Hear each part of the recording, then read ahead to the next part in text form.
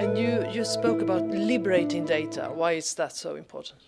So data, particularly health data, is today very much limited to small silos of information, which are in themselves are quite useful for for doing a particular clinical procedure. You want to know the medical record and the medical history, but it only really starts to come into its own in terms of an asset, an economic asset, when you start to liberate it, combine it with other data sets.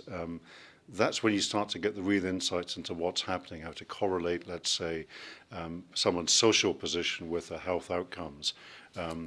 It's time and again, we've seen this in other industries, it's when you allow the data to be liberated and used for a whole range of purposes that you start to get economic value from it. But up until that point, it's simply utility.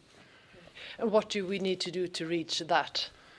Well, first of all, I think you have to bring the population with you. Everybody has to be confident that the data is going to be used for the right purposes. And I think you need to create this level of understanding that this is something that we owe it to our children and our grandchildren to give them a better healthcare system and to give them more insight into medical research.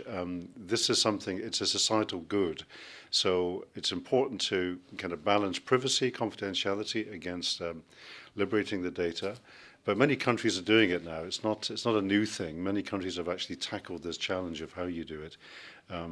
As we had one of the presenters after me, we can't keep waiting. We have to just get on and use the data and get the value from it. So how far away is it that I have a healthcare robot in my home, do you think? How long is it going to be? I think within the next 10 years, I think we'll see a lot of people start to have domestic robots of various kinds.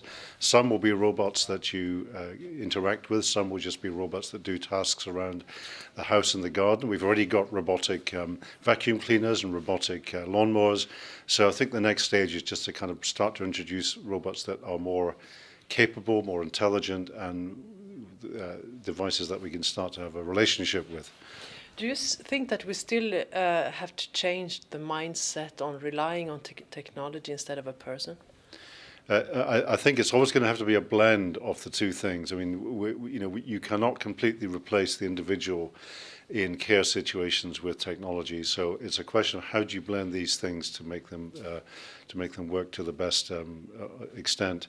I mean, one of my predictions also is the idea that we bring in more kinds of people into the care process. People who today are maybe doing other jobs like postmen, they can be a part of the care team. They can be part of the circle of care that are looking after the elderly and vulnerable people. So I think technology is a foundational piece of it, but you need the human interactions, that they don't go away.